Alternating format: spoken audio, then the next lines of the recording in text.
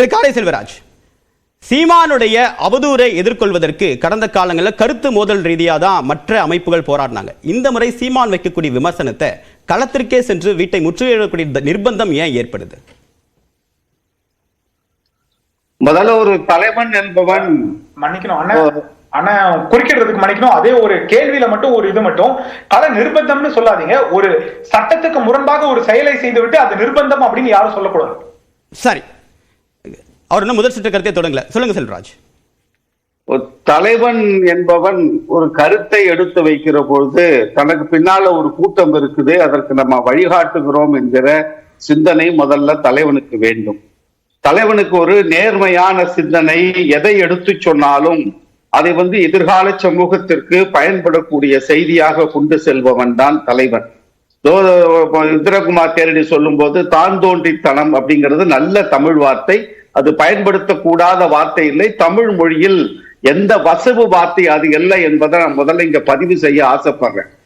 தான் தோன்றித்தனமாக அந்த ஒரு கருத்தை பொதுவெளியில் சொல்லிட்டு நீங்க நாட்டுடைமை ஆக்குங்க, அதுக்கு பிறகு நான் பார்க்கிறேன் அவர் சொல்லி தப்பித்துக் கொள்வதும், நண்பர் ஸ்ரீதர் அவர்கள் பேசுகிற பொழுது வழக்குகளை எல்லாம் அவங்கள வாபஸ் வாங்க சொல்லுங்க. வழக்கு போட்டது அரசாங்கம் இல்ல, 60 கட்சியை சார்ந்தவர்கள் இருக்காங்க, பொதுமக்கள் இருக்காங்க, பெரியார் பற்று கொண்டவர்கள் இருக்காங்க. அந்த 60 பேரையும் வழக்கை வாபஸ் வாங்க சொல்லுங்க, நாங்க ஆதாரத்தை கொடுக்கிறோம்னு சொல்றதுக்கு ஒரு காரணம் சொல்றேன். கடந்த 2 நாட்களுக்கு முன்னால ஒரு தொலைக்காட்சியிலே திருவண்ணாமலை தொகுதியுடைய பாரதிய ஜனதா கட்சியினுடைய பாராளுமன்ற வேட்பாளரான இன்னவரு ஐயா வே ஆணைமுத்து அவர்கள் எழுதிய ஒட்டுமொத்த தொகுப்பு இருக்கு. அந்த மொத்த தொகுப்பும் என் கையில இருக்குது. அதுல 1973 வரைக்குமான ஒட்டுமொத்தமாக பெரியார் பேசியது, விடுதலையில் வந்த அத்தனை செய்திகளும் இருக்கிறது. அது அன்றைக்கு நான் வாங்குகிற பொழுது 5200 ரூபாய் விலை. அதற்கு ஒரு 10,000 ரூபாய் கொடுத்தா அது ஒட்டுமொத்த தொகுப்பையும் நான் ஸ்ரீதருக்கு அனுப்பிச்சு வைக்கிறேன். அதுல தேடி பாருங்கள். இல்லை என்றால் என்னோடு நீங்கள் பெரியார் திடலுக்கு வந்தால் நீங்கள் எந்த நூல்களை எல்லாம் எடுத்து நீங்கள் குறிப்பெடுக்க வேண்டும் என்று நினைக்கிறீர்களோ, மெய்யப்பன் சகோதரர் மெய்யப்பனையும் கூட கூட்டிட்டு வரட்டும், நேரடியாக கொண்டு போய் உங்களுக்கு நானே கூட்டு போய் ஆசிரியர் ஐயாவிட்ட பெர்மிஷன் வாங்கி உங்களை அந்த நூலகத்துல உள்ள விடுறேன். நீங்க யூசிஜி தேர்வுக்கு பயிற்சி பெறுவங்க மாணவர்கள் செய்யற அளவுக்கு நீங்கள் அந்த புத்தகத்தை தேடலாம். எங்கேயும் இருந்தால் அதை கொண்டு வாருங்கள். உங்களுக்கு துணைக்கு வரணும், நானும் வர தயாரா. படித்து விட்டு தான் நான் சொல்றேன் அப்படின்னு சொல்றாரு சீமான். ஆதாரம் எதுல படிச்சாங்க? எதுல படிச்சாங்க? எல்லாரும் படிச்சு பயன்படுவாங்க. எல்லாருக்கும் அவர் பேசிட்டு அவர் ஸ்கைப் இருக்காரு, அவர் பேசி முடிச்சு. அந்த புத்தகத்துல பக்கம், அந்த பக்கத்தை பிரித்து 4வது பத்தியை மட்டும் படிக்க சொல்லுங்க. ஏங்க அந்த பத்தியை நான் ஃபுல்லா படிச்சுட்டேங்க. அங்க யூடியூப் சேனல்ல 4 கேள்வி அதை திரும்ப திரும்ப கேட்டான், பதில் சொல்ல முடியாம முழிச்சுக்கிட்டு இருந்தாரு, அசிங்கப்பட்டு எழுந்து வந்தாரு. நீங்க எதை பாத்தீங்க? தலைப்புக்கு வாங்க.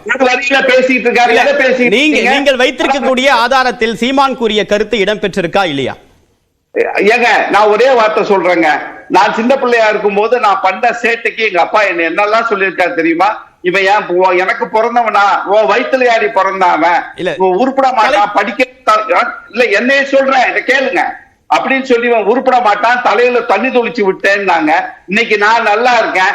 எங்க அப்பா அன்னைக்கு என்னை உருப்பட மாட்டேன்னு சொன்னாரு, அன்னைக்கு சொன்னாரு. இன்னைக்கு எங்க அப்பாவை பார்த்து அந்த கேள்வியை கேட்டா என்னை தவிர வேறு முட்டாளவனாவது இருக்க முடியுமா? அவ்வளவுதான் வெறும் இயல்பு.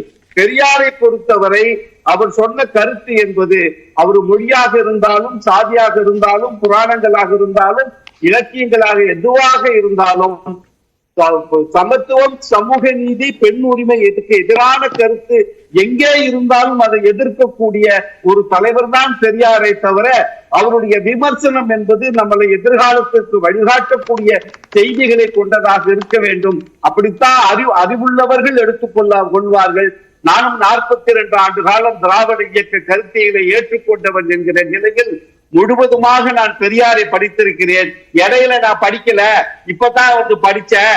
இப்ப படிக்கும் போது எனக்கு மனமாற்றம் வருது என்று சொல்லக்கூடிய ஒரு மதிமுகவுடைய ஒரு சராசரி தொண்டனாக இருந்து கூட அந்த செய்தியை பேசுவதற்கு நான் வெட்கப்படுவேன் என்பதை மறந்துடாதீங்க. இதுல ஒரு ஆபத்தான கருத்தை மெய்யப்பன் சகோதரர் சொன்னாரு.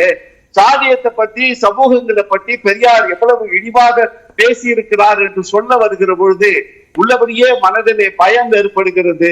இதை அடுத்த கட்ட சாதிய சமுதாய மோதலுக்கு கொண்டு செல்வதற்கு முயற்சி எடுக்கிற இடத்தில் இந்த இந்துத்துவ சக்திகள் தங்களை நகர்த்திக் கொள்கிறார்கள் என்கிற செய்தியை நான் மிகுந்த கவலையோடு பதிவு செய்கிறேன். இரண்டாவது, சிறியதர் எடுத்து வைக்கிற பொழுது அவர் என்ன சொன்னார், நாட்டுடைமையாக்கணும்னு.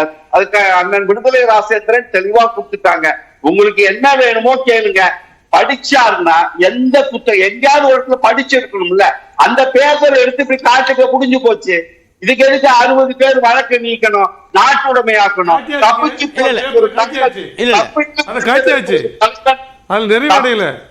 ஒரு வார்த்தைகளை விட்டு விட்டு ஒண்ணுலங்க இன்னைக்கு அரசியல் நிலைப்பாடுங்க. இன்றைக்கு எதிர்கட்சி அதிமுக, திமுக, பாஜக, நாம் தமிழர், விடுதலை சிறுத்தைகள் என்ற சுழற்சியில் இருந்தது.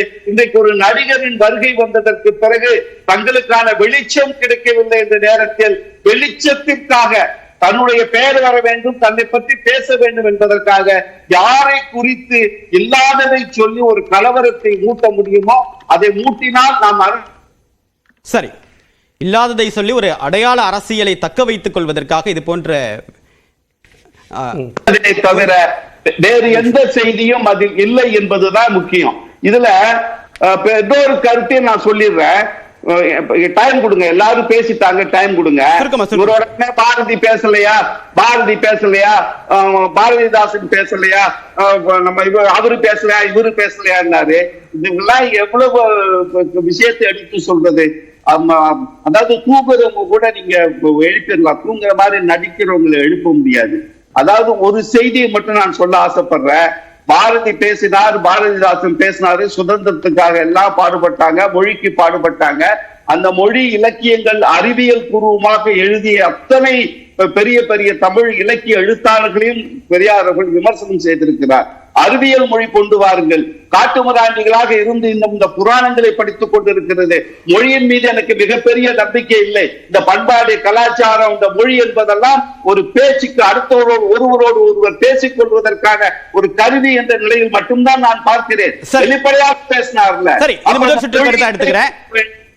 ஒரே நிமிஷம். அந்த மொழி எதை கொடுக்க வேண்டும், அந்த மொழியின் மீது எனக்கான வளர்ச்சி என்ன, அது அறிவியலை கொடுக்க வேண்டுமே தவிர புராண கதைகளை, இந்துத்துவ கதைகளை கொண்டு வந்த மக்களிடம் திணிக்கிற மொழியாக அது இருக்குமானால் அது காட்டு மிராண்டி மொழியாகத்தான் இருக்க முடியும். அதை படிப்பவனும் காட்டு மிராண்டி. அன்றைக்கு பெரியார் சொல்றதை இன்றைக்கு நானும் சொல்லுகிறேன். இதை விட எவ்வளவு எளிதாக சொல்ல முடியும்? முதல்ல இவங்களெல்லாம் என்ன சொல்லுங்க. முதல் சுற்று கருத்தா எடுத்துக்கிறேன். திரு விடுதலை சீமான் சொல்லக்கூடிய ஒரு குற்றச்சாட்டு, பெரியாரை அதிகமாக விமர்சித்தது திமுக தான் அப்படின்னு சீமான் சொல்றாரு. இல்ல, அதான் நான் சொல்லிட்டு இருக்கேன்ல, வரலாற்று போக்கில் காங்கிரஸுக்கும் ஆதரிச்சிட்டு இருக்கப்ப திமுக எதிர்த்துக்கிட்டு இருந்துச்சு. அப்போ திமுக காங்கிரஸ் எதுக்க தானே செய்வாங்க. ஆனால் நான் கேட்குறது, எதுக்கிறது, ஆதரிக்கிறது, எதுக்கிறதெல்லாம் ஒவ்வொரு காலகட்டத்தில் அந்த ஏங்கிகளோடையும்